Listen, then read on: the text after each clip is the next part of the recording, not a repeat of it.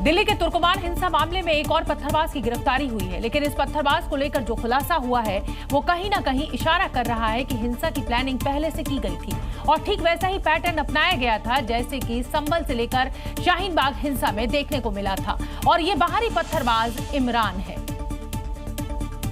यानी अब तक जो गिरफ्तारियां हुई हैं वो तुर्कमान इलाके से हुई है, लेकिन इमरान की गिरफ्तारी दिल्ली के सुल्तानपुरी इलाके से हुई है। तुर्कमान गेट से सुल्तानपुरी की दूरी 20 किलोमीटर है।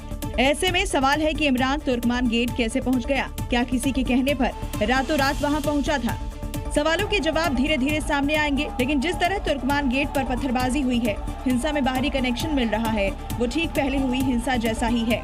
संभल हिंसा में बाहर से पत्थरबाजों के बुलाने का खुलासा हुआ था। इससे पहले शाहीन बाग में हुए उपद्रव में भी बाहरी कनेक्शन निकला था और अब तुर्कमान हिंसा में इमरान की गिरफ्तारी के बाद वही पैटर्न दिखा है। वहीं ओखला की रहने वाली सोशल मीडिया इन्फ्लुएंसर अमन रिजवी भी रडार पर है, जिसने बुलडोजर एक्शन के दौरान भड़काऊ पोस्ट किया था, जिसके बाद दिल्ली पुलिस उसकी तलाश में है। अगली खबर का रुख करेंगे। हम आपको बता दें कि दिल्ली के तुर्कमान गेट पर हुई हिंसा के बाद आज पहला जुम्मा था, यानी पहले जुम्मे की नमाज थी और जुम्मे की नमाज को लेकर पुलिस पहले से अलर्ट मोड पर थी। जमीन से लेकर आसमान तक हर चीज पर नजर रखी जा रही थी और दिल्ली में उत्तर प्रदेश के मॉडल पर ही जुम्मे पर कोई दंगा फसाद ना हो जाए, इसका पूरा ध्यान रखा गया। कार्रवाई कैसे होनी चाहिए, आज उदाहरण उत्तर प्रदेश का लोग देते हैं। ये बात आज दिल्ली में सही साबित हो गई, क्योंकि 2 दिन पहले जिस जगह पत्थरबाजी और हिंसा हुई थी, ठीक उसी जगह पर जुमे की नमाज भी होनी थी। ऐसे में दिल्ली पुलिस ने योगी मॉडल अपनाया। फैज़े इलाही मस्जिद के पास भारी संख्या में पुलिस बल की तैनाती की गई, तो आसमान से ड्रोन के जरिए नजर रखी गई। एसएसबी के जवानों को यहाँ पर तैनात किया गया। इसके अलावा आरएफ की कंपनियों को तैनात किया। दिल्ली पुलिस की टीम यहाँ पर तैनात है और पूरे जो तुर्कमान गेट का इलाका है, हर जगह पर सुरक्षा व्यवस्था चाक चौबंद कर दी गई। पुलिस प्रशासन ने मस्जिद की अमन कमेटी के साथ मीटिंग करके कुछ लोगों को नमाज की परमिशन दी थी और लोगों से दूसरे स्थानों पर नमाज पढ़ने की अपील की गई थी। लोग नमाज अदा करके निकले, लेकिन किसी ने कोई बात ही नहीं की, यानी जुमे की नमाज शांति के साथ निपट गई। क्योंकि पुलिस और प्रशासन पहले से ही अलर्ट मोड में थी, तो वहीं पुलिस ने अब तक इस मामले में 13 पत्थरबाजों को अरेस्ट कर लिया है। अगली खबर का रुख करेंगे। दिल्ली के तुर्कमान गेट पर हुई हिंसा पर पुलिस एक्शन ले रही है।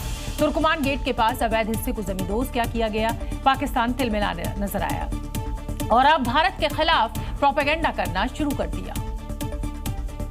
वो पाकिस्तान जिसके खुद के घर में खाने के लिए दाना नहीं है, जो देश देश कटोरा लेकर भीख मांग रहा है, वो भारत के मामलों में अपनी टांग अड़ाने लगा है। तुर्कमान गेट पर हुए एक्शन को आतंकिस्तान ने अल्पसंख्यकों के खिलाफ उत्पीड़न वाला प्रोपेगेंडा शुरू कर दिया है। We monitored it and we noted with grave concerns the developments around Faiz-e Ilahi Mosque. We understand that this is part of an RSS, Rashtriya Swayamsevak Sangh's backed campaign targeting mosque. Pakistan को खुद अपने गिरबान में झांक लेना चाहिए और सबसे पहले पाकिस्तान में जिस तरह हिंदू मंदिरों को निशाना बनाया गया, उस पर बोलना चाहिए। और तो और जो पाकिस्तान तुर्कमान गेट पर एक्शन से इतना तिलमिलाया हुआ है, उसे पहले बांग्लादेश में हिंदुओं के खिलाफ हो रही हिंसा पर मुंह खोलना चाहिए। उत्तर प्रदेश के मेरठ में दलित महिला की हत्या और उसकी बेटी को उठा ले जाने के मामले ने पूरे पुलिस महकमे में हड़कंप मचा दिया है। आरोपी गांव का ही एक दबंग है। खबर सामने आने के बाद गांव में तनाव की स्थिति पैदा हो गई, जिसे देखते हुए इलाके में कई थानों की फोर्स तैनात कर दी गई है। देखिए, गांव की एक कपसाड़ गांव की तस्वीरें हैं। ग्रामीण जो है वो यहाँ पर आक्रोशित यहाँ नजर आ रहे हैं। तमाम जो पुलिस बल है वो यहाँ पर तैनात कर दिया गया है। गांव में जो माहौल है वो इस वक्त यहाँ तनावपूर्ण नजर आ रहा है। वहीं पीड़ित पक्ष का कहना है कि जब तक लड़की नहीं मिलेगी, अंतिम संस्कार नहीं होगा। उनकी बेटी को अगवा किया गया है, तो उन्होंने लड़की इसको मार गिराया, काट दिया फरसे से और लड़की को उठा कर ले गए। हालांकि पुलिस ने गांव वालों को समझाने की कोशिश की। दूसरी तरफ गांव वालों का कहना है कि ये दोनों प्रेम प्रसंग में थे और कई बार पकड़े भी गए हैं। काफी समय से प्रेम प्रसंग चल रहा था इनका। एक आध बार पकड़े भी गए ये, तो समाज ने जो है इनका फैसला वैसा करा दिया। कुछ पैसे का लेन देन भी हुआ। फिलहाल पुलिस लड़के लड़की की तलाश में है। आप अपने बच्चों को स्कूल शिक्षा लेने के लिए भेजते हैं, लेकिन क्या हो जब स्कूल में किताबी ज्ञान की जगह मजहबी तालीम दी जाने लगे। जी हाँ, उत्तर प्रदेश के आजमगढ़ में एक स्कूल में ऐसा ही मामला सामने आया है। ये उसी स्कूल के बच्चों की तस्वीर है। बच्चे जिनका अभी ठीक से दिमागी विकास भी नहीं हुआ है, उन्हें स्कूल में मजहबी तालीम दी जा रही है। वीडियो में एक महिला की आवाज आ रही है जो कि बच्चों से मजहबी सवाल पूछ रही है। तुम कौन हो? हमारा मजहब क्या है? हमें रोजी कौन देता है? जमीन, आसमान, चाँद, सूरज को किसने बनाया? छोटे छोटे बच्चों को इस्लाम की सारी चीजें याद करवाई गई हैं, जबकि स्कूल मान्यता प्राप्त एक स्कूल है। स्कूल समाजवादी पार्टी के विधान परिषद सदस्य शाह आलम उर्फ गुड्डू जमाली का बताया जा रहा है। आजमगढ़ में अवैध मदरसों पर कार्रवाई होने के बाद कॉन्वेंट स्कूलों में उर्दू पढ़ाने के नाम पर इस्लामिक शिक्षा देने का दावा किया जा रहा है। फिलहाल मामला सामने आने के बाद से डीएम एक्शन की बात कहते दिखाई दे रहे हैं।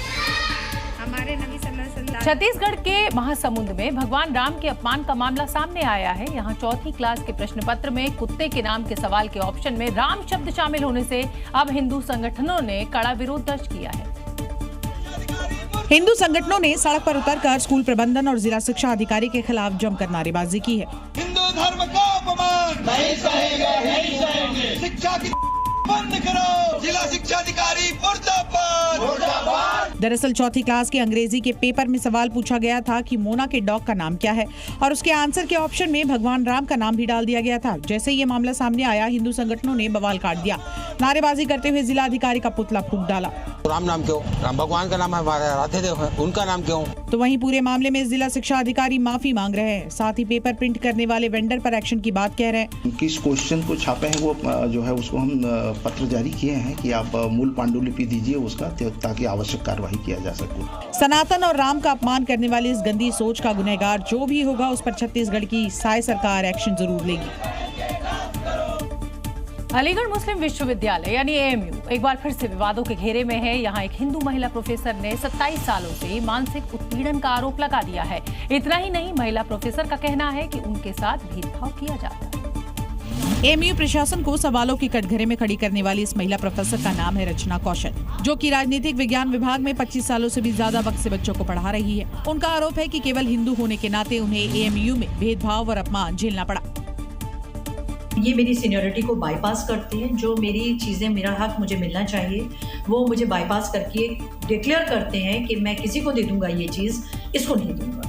प्रोफेसर रचना कौशल ने कुलपति को जो शिकायत दी है उसमें विभाग के अध्यक्ष और डीन प्रोफेसर मोहम्मद नफीस अहमद अंसारी पर सांप्रदायिक टिप्पणियां करने का, पद का दुरुपयोग करने का और भेदभावपूर्ण रवैये के आरोप लगाए गए हैं। पीड़ित प्रोफेसर ने इस मामले की निष्पक्ष जाँच कराने और डीन को पद से हटाने की मांग की है। प्रोफेसर रचना कौशल की शिकायत एएमयू प्रशासन से भी है। उनका कहना है कि समय रहते उनकी शिकायतों को गंभीरता से लिया होता तो वो इस मामले को सार्वजनिक नहीं करती। लखनऊ के केजीएमयू में धर्मांतरण मामले में फरार चल रहा आरोपी डॉक्टर रमीज की अब तलाश तेज हो गई है। पुलिस 5 जिलों में दबिश दे रही है, साथ ही उसके मददगारों को भी ट्रेस किया जा रहा है। सूत्रों के मुताबिक रमीज वकीलों के जरिए जमानत की कोशिश में जुटा है, लेकिन यह आसान नहीं होगा क्योंकि विशाखा कमेटी की रिपोर्ट ने रमीज के काले कारनामों पर मुहर लगा दी है। जांच में पाया गया कि आरोपी ने शादी की बात छिपाई थी और पीड़िता को टॉर्चर करता था। वो उसको बार बार फोन करता था, उसको स्टॉक करता था, घर जाके उसको फिर फॉल्स प्रॉमिसेस देता था कि नहीं मैं तुझसे ही शादी करूंगा, और जब ये नहीं मानती थी तब फिर वो उसको कहता था मैं तेरी फोटोज लीक कर दूंगा। कमेटी रिपोर्ट के मुताबिक इस धर्मांतरण गैंग में उसका पूरा परिवार शामिल था, लेकिन इन तीनों ने इस चीज को डिनाई किया कि शादी हुई है। यही दर्शाता है कि वो लोग जानबूझकर ऐसा कर रहे थे। पुलिस को इस बात की आशंका है कि आरोपी गिरफ्तारी के डर से नेपाल भाग सकता है। सूत्रों के मुताबिक रमीज बंद कमरे में लोगों को जुटाकर उन्हें कट्टरता का पाठ पढ़ाता था। इस काम में रमीज के पिता और एक काजी भी शामिल थे। कोलकाता में ईडी की कार्रवाई के खिलाफ बंगाल से लेकर दिल्ली तक टीएमसी नेताओं ने अब मोर्चा खोल रखा है। कोलकाता में ममता बनर्जी ने मार्च निकाला तो दिल्ली में टीएमसी के 8 सांसदों ने गृह मंत्री के ऑफिस के बाहर प्रदर्शन कर आज नारेबाजी की। पुलिस ने जब प्रदर्शनकारी टीएमसी सांसदों को वहां से हटाने की कोशिश की तो वो जिद पर अड़ गए। फिर पुलिसकर्मियों ने जबरन उठाकर वहां से ले गए। इस दौरान धक्का मुक्की हुई जिसमें कुछ सांसद गिर भी गए। ये मत करो, ये देखो क्या हो रहा है। प्रदर्शनकारी टीएमसी सांसदों को तकरीबन 2 घंटे हिरासत में लेने के बाद छोड़ दिया गया। जो भी करते इस बीजेपी को हम हरा के रखेंगे। देश के लोग देख ले कि निर्वाचित सदस्य। उधर कोलकाता में आईपैक पर ईडी की कार्रवाई के विरोध में मुख्यमंत्री ममता बनर्जी ने मोर्चा संभाल रखा है। कोलकाता में अपने समर्थकों के साथ सीएम ममता ने केंद्र सरकार के खिलाफ मार्च निकाला। पश्चिम बंगाल में चुनावों के ऐलान से पहले ही सियासी खींचतान देखने को मिल रही है। यहाँ एक तरफ ईडी की रेड पर ममता बनर्जी ने मोर्चा खोल दिया है तो वहीं दूसरी ओर ममता बनर्जी की ग्रीन फाइल पर अब बीजेपी आक्रामक है। और यही कारण है कि अब बीजेपी ने ममता बनर्जी के खिलाफ मोर्चा खोल दिया है। बैनर और पोस्टर लेकर नारेबाजी की गई, जिसमें बंगला में कुछ लिखा था। साथ ही ममता बनर्जी की ग्रीन फाइल्स की भी फोटो लगी हुई थी। वहीं इस दौरान बीजेपी ने ममता बनर्जी पर पीएम मोदी और गृह मंत्री पर दिए गए बयान पर हमला बोला। एक मुख्यमंत्री होकर जैसा प्रधानमंत्री होम मिनिस्टर को बात कर रहे हैं, अभी मुख्यमंत्री इतना दिनों से मुख्यमंत्री है, लेकिन अगला भविष्य क्या जान रहे हैं कि केंद्रीय सरकार प्राइम मिनिस्टर होम मिनिस्टर के साथ ऐसे तरीके से बात होता है। वो खुद बोलते हैं मेरे साथ कोई अपमान करते हैं, बंगाल में अपमान करते हैं, बंगाली भाषा का अपमान करते हैं, लेकिन उनका भाषा एक बार सुनिए। बंगाल में फिलहाल सियासी पारा 7वें आसमान पर है। सियासत के इस नई धुरी पर अब ग्रीन फाइल ने एंट्री ले ली है। बीएमसी चुनाव को ठाकरे बंधुओं ने मराठी अस्मिता की लड़ाई बना दिया है और यही वजह है कि ठाकरे बंधु मराठी वोटर्स को लुभाने के लिए हर तरीका आजमा रहे हैं। मुंबई में राज ठाकरे के समर्थकों ने बॉम्बे ढाबे के नाम को लेकर आज बवाल किया। ढाबे मालिक को नाम बदलने का अल्टीमेटम भी दिया है।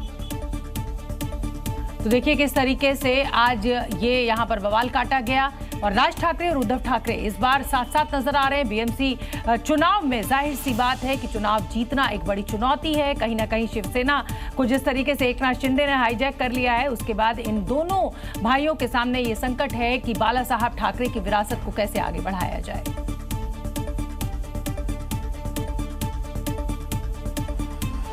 लालू परिवार पर मुसीबत थमने का नाम नहीं ले रहा है। नौकरी के बदले जमीन घोटाले मामले में नई दिल्ली की राउज एवेन्यू कोर्ट ने लालू यादव समेत 51 आरोपियों पर आरोप तय कर दिया है और इस दौरान कोर्ट ने क्रिमिनल सिंडिकेट वाली बड़ी टिप्पणी की है, जिसका मतलब होता है एक ऐसा ग्रुप जो अपने परिवार समूह के लिए एकदम ऑर्गेनाइज तरीके से काम करता है। साथ ही ऐसे सिंडिकेट में दिमाग का जमकर इस्तेमाल होता है। बड़ी बात यह है कि इसकी प्लानिंग लंबे समय तक के लिए होती है। कोर्ट की इस टिप्पणी पर जहां बीजेपी ने लालू परिवार पर जमकर निशाना साधा है, तो वहीं आरजेडी इसे साजिश बता रही है। कहीं तो फुल स्टॉप करते लालू बाबू। लालू प्रसाद को चारा घोटाले के 4 अलग अलग केसों में 32.5 साल की सजा हुई है। संवैधानिक संस्थाएं वो किस कदर इन दिनों काम कर रही है सत्ता प्रतिष्ठान के आलोक में बताने की आवश्यकता नहीं है।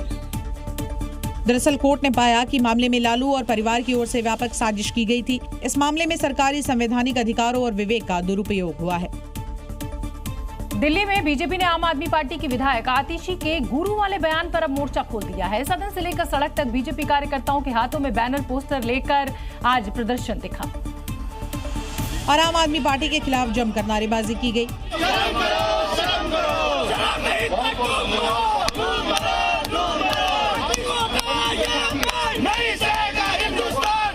बीजेपी का आरोप है कि योजनाबद्ध तरीके से सिख गुरुओं का अपमान कर रही है। ये एक योजनाबद्ध तरीके से सिख गुरुओं का अपमान कर रहे हैं, सिख रहित मर्यादा का अपमान कर रहे हैं। वहीं इस दौरान आतिशी से माफी मांगने की मांग करने लगे। तो वहीं दिल्ली एमसीडी में भी हंगामा देखने को मिला, जहां बीजेपी और आम आदमी पार्टी दोनों एक दूसरे के खिलाफ जमकर हंगामा करते दिखाई दिए। वहीं आरोप है कि ये केवल ध्यान भटकाने के लिए किया जा रहा है। इससे बचने के लिए तुम गुरु साहब का नाम फर्जी वीडियो में ले लेना, ये शर्मनाक और मुझे लगता है कि ये कुकृत्य इन लोगों ने किया है, इसलिए हम इस पे की मांग कर रहे हैं। दिल्ली में काम कम और प्रदर्शन वाला ढूंढ ज्यादा हो रहा है।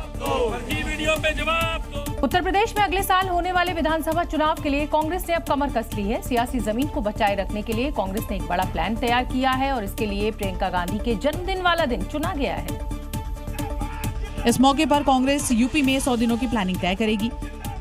12 जनवरी प्रियंका गांधी के जन्मदिन पर इसका ऐलान होगा। साथ ही एसआईआर और मनरेगा को लेकर कांग्रेस पूरे प्रदेश में प्रदर्शन करेगी। साथ ही साथ मनरेगा और एसआईआर को लेकर जो विसंगतियां हैं, जिस प्रकार का एक असंतोष का वातावरण पूरे प्रदेश में और पूरे देश में हो रहा है, उसको लेकर कांग्रेस ने विशेष योजना और 45 दिन का कार्यक्रम बनाया है।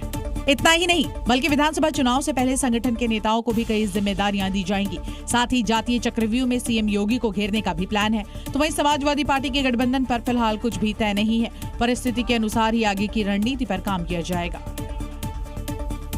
चाहे उत्तर प्रदेश हो या फिर उत्तराखंड, अवैध कब्जे पर दोनों सरकारों का स्टैंड एकदम साफ है। यहाँ भी अवैध कब्जा दिखेगा, उसका बुलडोजर से हिसाब किया जाएगा। इसलिए दोनों राज्यों में अवैध कब्जे पर ताबड़तोड़ एक्शन चल रहा है। भूमाफियाओं पर बुलडोजर वाला हंटर चल रहा है। ये 2 तस्वीरें उत्तर प्रदेश और उत्तराखंड में अवैध कब्जे पर बुलडोजर दहाड़ की हैं।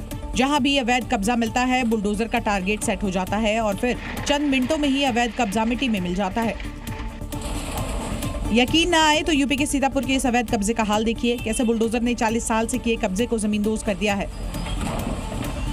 नोएडा में भी अवैध कब्जे पर बुलडोजर का ऐसा ही आक्रमण देखने को मिला है। 3 अलग अलग इलाकों में 83,000 वर्ग मीटर जमीन को कब्जा मुक्त कराया गया है। बात उत्तराखंड की करें तो धामी के बुलडोजर ने देहरादून में अवैध मजार पर स्ट्राइक की है। घंटा घर के पास सरकारी जमीन पर बनी इस अवैध मजार को बुलडोजर से ध्वस्त किया गया है। अतिक्रमित की हुई जमीनें और उसमें बनाई हुई अवैध संरचनाएं, उन सबको कानूनी दृष्टि से हटाना यह हमारा संकल्प रहा है। उत्तराखंड में धामी सरकार अब तक कई अवैध मजारों को हटा चुकी है। चाहे उत्तर प्रदेश हो या फिर उत्तराखंड, अवैध कब्जे पर दोनों सरकारों का स्टैंड एकदम साफ है। यहाँ भी अवैध कब्जा दिखेगा, उसका बुलडोजर से हिसाब किया जाएगा और इसीलिए दोनों राज्यों में अवैध कब्जे पर ताबड़तोड़ एक्शन भी हो रहा है। भूमाफियों पर बुलडोजर वाला हंटर भी चलाया जा रहा है। इसलिए पिछले 3 दिनों से हथौड़ा नॉनस्टॉप चल रहा है। 4 मंजिला इमारत जो विकास के आड़े आ रही है, उसे तोड़ा जा रहा है। इसके बाद नंबर दूसरी बिल्डिंग का आएगा। ये 2 दिन के अंदर हम लोग ये जो 4 मंजिला इमारत है इसको तोड़ गिराएंगे और इस तरीके से जो मजदूरों का हथौड़े की स्पीड है उसको बढ़ा दिया गया है और लगातार आप देख सकते हैं किस तरीके से जो मजदूर है वो इस बिल्डिंग को तोड़ने में लगे हुए हैं। सकरी गलियों के कारण अभी बुलडोजर एक्शन में दिक्कत है। ऐसे में जब बिल्डिंग टूट जाएगी उसके बाद बुलडोजर एक्शन भी दिखाई देगा। दाल मंडी, जहां पूरे पूर्वांचल के लोग सामान खरीदने जाते हैं, वो कुछ महीनों बाद नहीं दिखाई देगी क्योंकि रोड चौड़ीकरण में 181 मकानों और मस्जिदों को चिन्हित किया गया है। 26 जनवरी से पहले जम्मू कश्मीर में पुलिस ने आतंक के पूरे इकोसिस्टम पर सीधा वार किया है। पुलिस ने घाटी को ओवरग्राउंड और अंडरग्राउंड वर्कर्स के खिलाफ युद्ध का क्षेत्र बना दिया है। जम्मू के अखनूर इलाके में लगातार छापेमारी की जा रही है तो वहीं घर घर तलाशी, सड़कों पर नाकाबंदी और हर संदिग्ध की कड़ी पूछताछ की जा रही है। डॉक्यूमेंट्स चेक किए जा रहे हैं, मोबाइल मूवमेंट और संपर्कों की जांच की जा रही है। पुलिस की ये कार्रवाई ओवरग्राउंड और अंडरग्राउंड वर्कर्स के खिलाफ है, यानी वो लोग जो आतंकियों के लिए जमीन पर काम करते हैं और आतंकवाद की असली सप्लाई लाइन में है। सुरक्षा बलों को लगातार इनपुट मिल रहे हैं कि आतंकी लगातार बड़े पैमाने पर घुसपैठ कर सकते हैं और ऐसे में अखनूर के गरखाल इलाके में इस समय मौजूद हैं जहां पर बड़े पैमाने पर तलाशी अभियान जो है वो चल रहा है और ये पूरा तलाशी अभियान ओवरग्राउंड अंडरग्राउंड वर्कर्स की यहां पर तलाश के लिए किया जा रहा है। यहाँ पर कई सारे बॉर्डर इलाके में ऐसे कुल्ले हैं, ऐसे मकान हैं जो पूरी तरह से खाली हैं, कहीं में जो बॉर्डर पॉपुलेशन है वो रहती है और उन्हीं के घरों को यहाँ पर खंगाला जा रहा है। सेना और पुलिस का संदेश बिल्कुल साफ है, या तो सरेंडर या फिर सलाखों के पीछे। जम्मू कश्मीर में अब आतंकियों की ही नहीं बल्कि उनके मददगारों की भी उल्टी गिनती शुरू हो चुकी है। उत्तर प्रदेश के कानपुर में लूटपाट की घटना को अंजाम दिया गया। पता पूछने के बहाने बाइक सवार बदमाशों ने रिटायर्ड महिला दारोगा की चेन लूट ली। पूरी घटना यहां लगे सीसीटीवी कैमरे में रिकॉर्ड हो गई, जिसमें बदमाश चेन पर झपट्टा मारकर महिला को धक्का देता दिखाई दिया। कानपुर से लूटपाट का जो वीडियो सामने आया उसमें महिला धूप सेकती नजर आई, तभी बाइक सवार पहुंच गए। एक बाइक पर बैठा रहा जबकि दूसरा पता पूछने के बहाने महिला के पास पहुंच गया। महिला कुछ समझ पाती, बदमाश ने उस पर हमला कर दिया, झपट्टा मारकर चेन छीन ली। यही नहीं, महिला को धक्का देकर जमीन पर गिरा दिया जिससे उसे चोटें भी आईं। महिला रोती रही, चिल्लाती रही, लेकिन कोई भी बाहर नहीं निकला। घटना को अंजाम देकर दोनों बदमाश फरार हो गए। लूटपाट का वीडियो सामने आने के बाद पुलिस ने सीसीटीवी फुटेज के आधार पर केस दर्ज कर आरोपियों की तलाश तेज कर दी है। ये घटना रिटायर्ड महिला दारोगा के साथ हुई जिनके पति मिर्जापुर में डिप्टी जेलर हैं। उत्तर प्रदेश के कानपुर देहात से एक दिल दहला देने वाली तस्वीर सामने आई है। यहाँ एक तेज रफ्तार कार बेकाबू होकर पलट गई। बड़ी मुश्किल से कार में फंसे लोगों को सुरक्षित बाहर निकाला गया। रोंगटे खड़ी करने वाली ये तस्वीरें कानपुर देहात के कृपालपुर इलाके की है, जहां कानपुर इटावा नेशनल हाईवे पर एक तेज रफ्तार कार बेकाबू होकर ऐसा पलटी कि सबके होश उड़ गए। सड़क किनारे रेलिंग से टकरा कार सड़क पर दूर जाकर पलट गई, जिसमें कार सवार 4 लोगों गंभीर रूप से घायल हो गए। घटना के तुरंत बाद राहगीरों और आसपास के लोगों ने फौरन कार में फंसे लोगों को बाहर निकाला। बताया जा रहा है कि कार कानपुर से इटावा की तरफ जा रही थी और ड्राइवर को नींद आने की वजह से हादसा हुआ। हरियाणा के बहादुरगढ़ में एक और ज्वेलरी शॉप चोरों का निशाना बनी है। इस बार चोरों ने देर रात शटर उखाड़कर लाखों का माल चोरी कर लिया और मौके से फरार हो गए।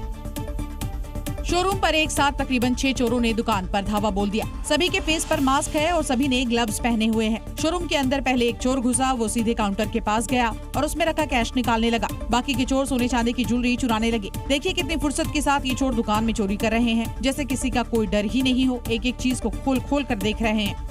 दुकान से एक एक जेवर वो निकाल रहे हैं और दूसरे चोर को बैग में रखने के लिए दे रहे हैं। इतना ही नहीं, कुछ ने तो अपने जेब में भी जेवर और कैश रख लिया है। शोरूम मालिक का कहना है कि आरोपी 3 किलो सोना, चांदी, सोने की ज्वेलरी, कैश लेकर फरार हो गए। पुलिस ने सीसीटीवी फुटेज कब्जे में ले लिया है, जांच शुरू कर दी है और कहना है कि जल्द ही चोरी का खुलासा किया जाएगा। और बात पते की में इस समय की बड़ी खबर बता दें, मध्य प्रदेश के गुना में अतिक्रमण पर प्रशासन का बुलडोजर चला है। अतिक्रमण की वजह से बाजार में जाम लग रहा था। इलाके में भारी पुलिस बल को तैनात किया गया और उसके बाद ये बुलडोजर कार्रवाई की गई। मध्य प्रदेश के गुना से तस्वीरें हम आपको दिखा रहे हैं। ये सकरी गलियां और यहाँ पर ये अवैध अतिक्रमण, उस पर आज बुलडोजर एक्शन हुआ है। ईरान में पिछले 12 दिनों से हिंसा की जो आग लगी है, उसने supreme leader Ayatollah Ali Khamenei की नींदें उड़ा दी है। और बीते 24 घंटे में जिस तरह बगावत की आग भड़की है, उसके बाद खामनेई के लिए आज की रात भारी रहने वाली है। क्योंकि शायद खामेनी ने कभी नहीं सोचा था कि विरोध यहां तक पहुंच जाएगा। ईरान में निर्वासित क्राउन प्रिंस रेजा पहलवी की अपील के बाद प्रदर्शन और तेज हो गए। सड़कों पर सिर्फ और सिर्फ प्रदर्शनकारियों की भीड़ और आगजनी की तस्वीरें दिखाई दी। प्रदर्शन की आग शहर दर शहर भड़कती जा रही है। अब तक 111 शहरों में फैल चुकी विद्रोह की आग से डरे खामेनी ने इंटरनेट, लैंडलाइन और यहाँ तक कि सैटेलाइट सिग्नल तक बंद कर दिए। लेकिन प्रदर्शन और नारेबाजी रुकने का नाम नहीं ले रही। बढ़ती महंगाई और गिरती मुद्रा के कारण शुरू हुई हिंसा के बाद कई जगहों पर झड़पें हो गई। कई जगह पुलिस और प्रदर्शनकारी आमने सामने आ गए। सुरक्षा बलों की कार्रवाई के पैमाने को लेकर चिंता बढ़ती जा रही है। ईरान के प्रसिद्ध सैन्य कमांडर कासिम सुलेमानी की मूर्ति उनकी गृहनगर करमान में प्रदर्शनकारियों ने आग के हवाले कर दी। क्या मादुरो के बाद अमेरिकी राष्ट्रपति डोनाल्ड ट्रंप का अगला टारगेट ईरान के सुप्रीम लीडर खामेनेई है? सवाल इसलिए क्योंकि ट्रंप ने हालिया इंटरव्यू में चेतावनी देते हुए ये कह दिया है कि अगर ईरान में प्रदर्शनकारियों को कुचलने की कोशिश हुई तो फिर वो एक्शन लेंगे। और इसके लिए तैयारियां पूरी हो चुकी है। ट्रंप ने साफ कर दिया है कि अगर प्रदर्शनकारियों पर दमन होगा तो वो कार्रवाई करेंगे। ऐसे में सवाल है कि क्या ट्रंप वेनेजुएला की तरह ईरान में भी खामेनी की गिरफ्तारी करवाएंगे? दरअसल ईरान में महंगाई के खिलाफ लाखों की संख्या में प्रदर्शनकारी सड़क पर उतर आए हैं और सरकार के खिलाफ नारेबाजी कर रहे हैं। ट्रंप इसी बहाने ईरान पर दबाव बनाने की कोशिश में है और मादुरो को गिरफ्तार करवाकर उन्होंने दुनिया को ट्रेलर पहले ही दिखा दिया है। वहीं दूसरी तरफ खामेनी ने चेतावनी दी है कि तेहरान विदेशियों के लिए भाड़े के सैनिकों के रूप में काम करने वाले लोगों को बर्दाश्त नहीं करेगा। फिलहाल मिडिल ईस्ट में एक बार फिर विरोध की आग धधक रही है।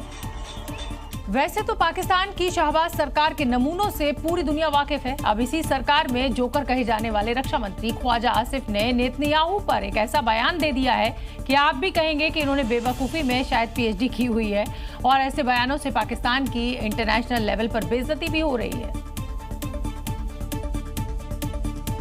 पाकिस्तान के मस्खरे रक्षा मंत्री ख्वाजा आसिफ की ख्वाहिश है कि मादुरो की तरह America Israeli PM Benjamin Netanyahu का भी अपहरण करे। बड़बोले ख्वाजा आसिफ के इस बयान पर हंसी कम, ऐसी नादानी पर तरस ज्यादा आता है। ऐसे बयानों से तो पाकिस्तान वाले भी अपना सर पीट रहे होंगे और सोच रहे होंगे कि किस नमूने को रक्षा मंत्री बना दिया।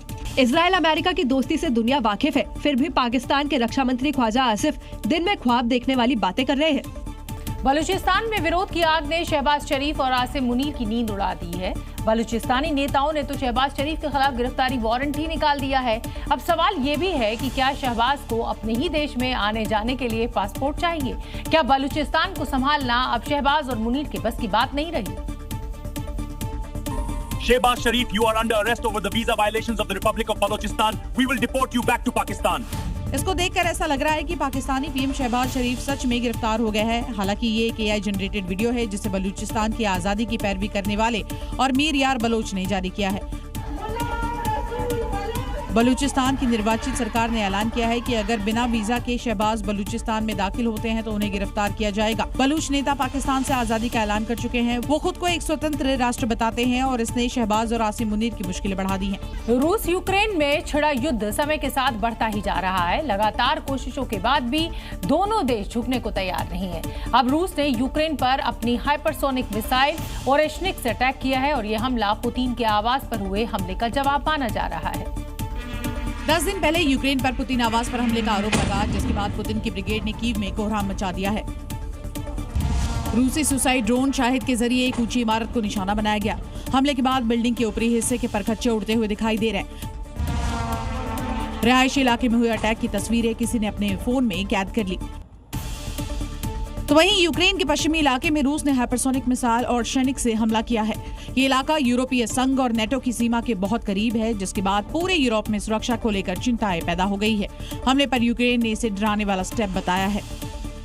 राष्ट्रपति व्लादिमीर पुतिन पहले भी दावा कर चुके हैं कि ये मिसाइल आवाज की गति से 10 गुना तेज है और इसे रोक पाना नामुमकिन है। जिस तरह से न पुतिन रुक रहे हैं और न ही ज़ेलेंस्की झुक रहे हैं, तय माना जा रहा है कि ये जंग भी कभी खत्म नहीं होगी। और बात पते की में इस समय की एक बड़ी खबर, केजीएमयू धर्मांतरण मामले से जुड़ी ये बड़ी खबर। आरोपी डॉक्टर रमीज की गिरफ्तारी हो गई है। फरार चल रहा था आरोपी डॉक्टर रमीज पर ब्लैकमेलिंग और धर्मांतरण का आरोप है। केजीएमयू के कई स्टाफ ने इसकी शिकायत की थी। लखनऊ सिटी स्टेशन से रमीज को गिरफ्तार कर लिया गया है। 50,000 का इनामी था ये डॉक्टर रमीज।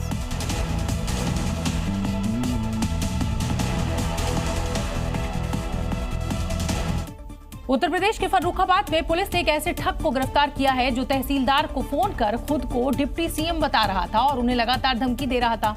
पुलिस ने शिकायत मिलते ही इस ठग का गेम ओवर कर दिया। पुलिस की गिरफ्त में आए इस फर्जी डिप्टी सीएम का नाम है रोहित गुप्ता और ये है तहसीलदार सन्नी कनौजिया, जिन्हें रोहित गुप्ता फर्जी डिप्टी सीएम बनकर फोन पर धमका रहा था। रोहित गुप्ता बार बार फोन कर तहसीलदार सन्नी कनौजिया को ट्रस्ट की धर्मशाला की दुकानें उसके नाम करने का दबाव डाल रहा था और ऐसा ना करने पर अंजाम भुगतने की धमकी दे रहा था। तहसीलदार सन्नी कनौजिया ने पुलिस से इसकी शिकायत की। पुलिस ने जब उस नंबर को ट्रेस किया जिससे धमकी दी जा रही थी, तो रोहित गुप्ता की ठगी के पूरे खेल से पर्दा उठ गया। सीएम साहब के नाम से जो फर्जी कॉल हमारे पास करता था और वो फर्जी तरीके से मुझे जो है कॉल करके कहता था कि मुझे इसमें दुकान का एक अलॉटमेंट कर दें। पुलिस ने फौरन एक्शन लिया, फर्जी डिप्टी सीएम रोहित गुप्ता को गिरफ्तार किया, उसके खिलाफ गंभीर धाराओं में केस दर्ज किया और जेल भेज दिया गया है। उत्तर प्रदेश के शामली में जो जुनैद और सावेज यूपी पुलिस को चुनौती दे रहे थे, वो अब अपराध से तौबा करते हुए दिखाई दे रहे हैं। जिनके हाथों में कलकट्टे थे, वो हाथ अब रहम की भीख मांग रहे हैं। मतलब पुलिस के पीतल वाले इलाज ने अपराधियों की अक्ल को ठिकाने लगा दिया है। इसलिए तो अब ये बदमाश कभी जिंदगी में अपराध नहीं करने की कसम खा रहे हैं। पहले सुनिए कैसे तौबा तौबा कर रहे हैं। मैं तितरवाड़े में फायरिंग करी थी, हम आज के बाद बदमाशी नहीं करेंगे, हमसे गलती होगी सर। तितरवाड़े में फायरिंग करी थी, आज के बाद हम बदमाशी नहीं करेंगे, हमसे गलती होगी। 24 घंटे पहले दोनों आरोपी मुखबिरी के शक में एक युवक के घर ताबड़तोड़ फायरिंग कर रहे थे। सबकी तस्वीरें सीसीटीवी में कैद हो गई। फिर क्या था, योगी की यमराज रूपी पुलिस आरोपियों का यमराज वाला टिकट काटने के लिए निकल पड़ी। पुलिस को सूचना मिली, जिसके बाद घेराबंदी की गई। दोनों आरोपियों से मुठभेड़ हुई, मुठभेड़ में लंगड़े हो गए, जिसके बाद दोनों बदमाश अपराध से तौबा करते नजर आए। बदमाशों पर 25-25 हजार का इनाम घोषित था। दोनों घायलों को अस्पताल भेजा गया है। इनके जो अन्य साथी इस घटना में जो सम्मिलित थे, उनकी गिरफ्तारी के लिए भी टीमें गठित हैं। यानी अब नंबर बाकी के अपराधियों का है, जिनके लंगड़ासुर बनने की भी खबर बहुत जल्द आने वाली है। गाजियाबाद में एक बार फिर रोटी पर थूक लगाने का वीडियो सोशल मीडिया पर खूब वायरल हो रहा है। यहाँ होटल में काम करने वाला एक शख्स रोटी पर थूकता नजर आया है। हालांकि इसे यूपी पुलिस ने अब गिरफ्तार कर लिया है और पुलिस इसकी तलाश में जुट गई है। वायरल वीडियो में आपको दिखाई दे रहा होगा कि होटल में काम करने वाला एक कारीगर पहले अपने दोनों हाथों पर रोटी पलटता है और फिर तंदूर के सामने रखकर उस पर थूक देता है। ये काम वो लगभग सभी रोटी बनाते हुए करता है और इस दौरान वहां बैठे एक कस्टमर ने अपने मोबाइल से ये सारी करतूत कैद कर ली है और वीडियो वायरल हुआ तो जमकर बवाल मच गया। पुलिस ने तत्काल कार्रवाई करते हुए आरोपी की तलाश शुरू कर दी है। आरोपी की पहचान जावेद अंसारी के रूप में हुई है। गाजियाबाद की दुकान में ये काम कर रहा था। पुलिस ने आरोपी को गिरफ्तार कर लिया है और आरोपी के खिलाफ मुकदमा दर्ज करके आगे की कार्रवाई भी की जा रही है। दरअसल ऐसे लोगों का मकसद सिर्फ समाज में नफरत फैलाना है और ऐसे घिनौने काम करके पूरी कौम को बदनाम करना है। अगली खबर छत्तीसगढ़ से। यहाँ आईफोन के लालच में एक लड़की ही चोर बन गई। ऊपर से बॉयफ्रेंड के उकसावे में उसने अपने ही घर से कैश और गहनों का जखीरा उड़ा दिया। नारायणपुर में आरटीओ विजय निकुंज के घर में चोरी हो गई। पत्नी सुषमा निकुंज ने रपट लिखाई। 15 लाख नकदी और सोने के जेवरात चोरी की रपट। पुलिस में कुल तकरीबन 35 लाख गबन की बात दर्ज कराई गई। हालांकि माल इससे कहीं ज्यादा का था। जब जांच शुरू हुई तो पता चला कि चोर घर में ही है। दरअसल घर से बाहर रहकर पढ़ाई कर रही परिवार की ही लड़की ने पैसे उड़ाए थे। पहले 2 लाख, फिर 3 लाख और फिर गहनों समेत पूरा सूटकेस। लेकिन कहानी में क्लाइमैक्स अभी बाकी है।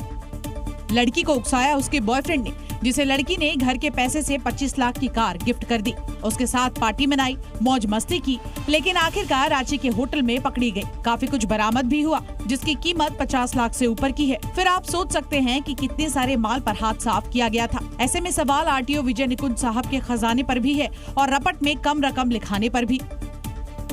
बिहार के वैशाली से एक हैरान कर देने वाली खबर सामने आई है। यहाँ 3 बच्चों की मां ने अपने बच्चों और पति को छोड़कर प्रेमी से कोर्ट मैरिज कर ली। इस शादी में हैरान करने वाली बात ये रही कि पति ने खुशी खुशी गवाह बनकर उन्हें विदा भी किया।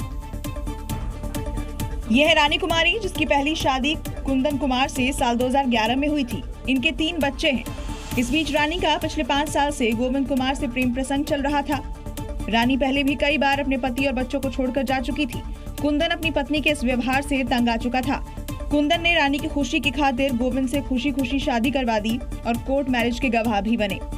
नहीं विचार है, फिर भी आपने सिग्नेचर कर दिया है, आजाद कर दिया है। और क्यों? इसके खुशी के कारण हम कर दिए। रानी का कहना है कि उसे अपने पहले पति के साथ रहने में तकलीफ होती थी।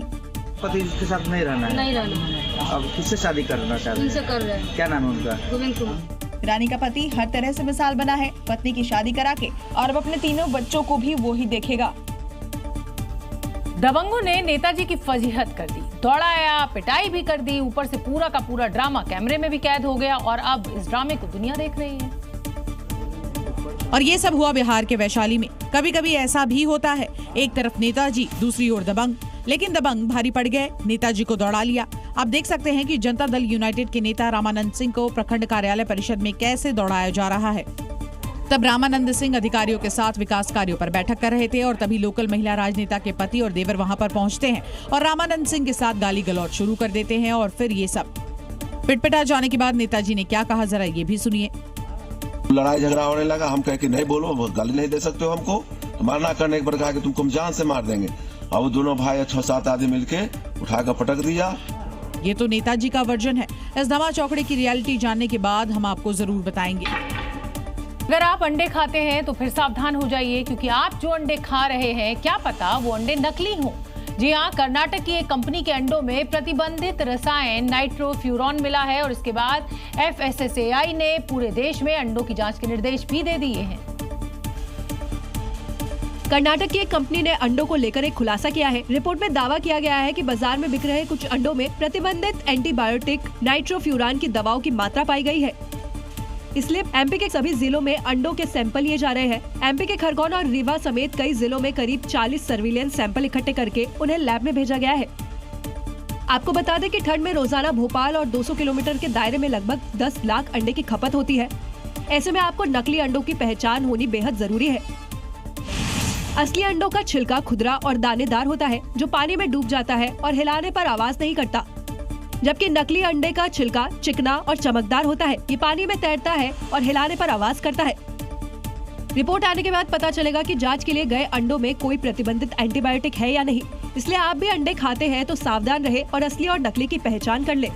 दिल्ली की इग्नू रोड पर आज उस समय हड़कंप मच गया जब कई फुट लंबे और चौड़े गड्ढे में एक ट्रक अचानक से समा गया। ड्राइवर और खल्लासी कुछ समझ पाते तब तक तो ट्रक के पीछे का हिस्सा ही इस गड्ढे में चला गया, जिसके बाद आसपास मौजूद लोगों ने शीशा तोड़कर ड्राइवर और खलासी को बाहर निकाला। दरअसल इलाके में मेट्रो फेज 4 का काम चल रहा है, जिस वजह से सड़क के नीचे की मिट्टी खोखली हो गई थी। इसी दौरान रात के समय ईंटों से लदा ट्रक सड़क से गुजर रहा था। अचानक सड़क धंस गई और पूरा ट्रक गहरे गड्ढे में चला गया। घटना के समय इलाके में अफरा तफरी मच गई और लोगों ने तुरंत दिल्ली पुलिस को सूचना दी। वहीं स्थानीय लोगों का कहना है कि ये दूसरी बार है जब ऐसी घटना हुई है। दूसरी बार है, आप देखो पीछे, ये अगर थोड़ा आगे होता घर भी जाता पूरा, तो ये भाई बहुत गलत हो रहा है। एक ये ना अपना पहाड़ी एरिया। वहीं हादसे के बाद मेट्रो परियोजना के कामों पर सवाल उठ रहे हैं। लगातार मिट्टी की खुदाई और भारी मशीनों के इस्तेमाल से सड़कें कमजोर हो रही हैं। ऐसे में सड़क सुरक्षा और मजबूती पर विशेष ध्यान दिया जाए ताकि भविष्य में इस तरह के हादसों से बचा जा सके। कभी कभी घरेलू विवाद इतना ज्यादा बढ़ जाता है कि जल्दी शांत नहीं होता। मध्य प्रदेश के रायसेन में भी कुछ ऐसा ही सामने आया। एक महिला घरेलू विवाद की वजह से अपने 3 बच्चों को लेकर पानी की टंकी के ऊपर चढ़ गई। फिर क्या, देखते ही देखते सैकड़ों की संख्या में नीचे भीड़ इकट्ठा हो गई। आनन फानन में पुलिस को सूचना दी गई। मौके पर पुलिस प्रशासन की टीम पहुंची, घंटों तक समझाया गया, तब कहीं जाकर बात बनी। कड़ी मशक्कत के बाद सभी को किसी तरह से टंकी से नीचे उतारा गया। मामला रायसेन जिले के उदयपुरा का है, जहां पर एक महिला घरेलू विवाद और आर्थिक तंगी की वजह से परेशान थी और वो अपने 3 नाबालिग बच्चों के साथ 80 फीट ऊंची पानी की टंकी पर चढ़ गई। वो बार बार कूदने की धमकी दे रही थी, जिसकी वजह से इलाके में तनाव फैल गया। कहीं कोई अनहोनी न हो जाए, इसके लिए पुलिस की टीम ने बाकायदा सुरक्षा जाल लगाया। करीब 1 घंटे की मशक्कत के बाद महिला और बच्चे को सुरक्षित नीचे उतारा। महिला ने पति पर प्रताड़ना और खर्च नहीं देने का बड़ा आरोप लगाया है। दुनिया में आज भी अच्छे लोग मौजूद हैं। उज्जैन के 2 बच्चों ने इसे साबित भी किया। अब लोग उनकी हिम्मत को सलाम कर रहे हैं और यही नहीं, उज्जैन पुलिस ने भी इन दोनों बच्चों की ईमानदारी को सराहा है। आइए जानते हैं कि पूरा मामला क्या है। नीलोफर उज्जैन में कार्यक्रम में शामिल होने आई थी। लौटते समय वो ऑटो से रेलवे स्टेशन जा रही थी। इसी दौरान बेगमबाग क्षेत्र में उनका बैग ऑटो से गिर गया। मौजूद 2 बच्चों को बैग मिला, जिन्होंने तुरंत उसे पास ही तैनात पुलिस को सौंप दिया। पुलिस ने बैग की जांच की तो उसमें लगभग 4 लाख रुपए के आभूषण, 1 सोने की चेन, सोने का पेंडेंट, कान के टॉप्स, चांदी की पायल, 2 चांदी के चेन, बच्चों की चांदी की पायल और 4000 रुपए नकद मिले। पुलिस ने बैग में रखे आधार कार्ड से संपर्क जानकारी निकालकर महिला के पति जैद हुसैन से संपर्क किया। पता चला कि नीलोफर ट्रेन में बैठ चुकी है। यातायात पुलिस ने तुरंत रेलवे स्टेशन पहुंचकर महिला को ट्रेन से उतरवाया और पूरा सामान सुरक्षित लौटाया। पुलिस की ईमानदारी देखकर नीलोफर लगातार सभी पुलिसकर्मियों का आभार व्यक्त करती रही। सोचिए, अगर आप सड़क से जा रहे हैं और आपका सामना 1 नहीं, 2 नहीं, 4 टाइगर से हो जाए तो फिर क्या होगा। आजकल कुछ ऐसा ही देखने को मिल रहा है महाराष्ट्र के भंडारा में। यहाँ वाइल्ड लाइफ सेंचुरी के टाइगर लोगों के आकर्षण का केंद्र बने हुए हैं। अब इस टाइगर फैमिली को ही देख लीजिए। एक बाघिन अपने 3 शावकों के साथ नाइट वॉक पर निकली है। नजारा डर से ज्यादा रोमांच भर देने वाला है। वाइल्ड लाइफ के शौकीनों के लिए ये नजारा किसी लॉटरी लगने से कम नहीं, क्योंकि सड़क पर टाइगर फैमिली की ऐसी चहलकदमी कम ही नजर आती है। यहाँ 1 नहीं, 2 नहीं, 4 बाघ एक साथ नजर आ रहे हैं।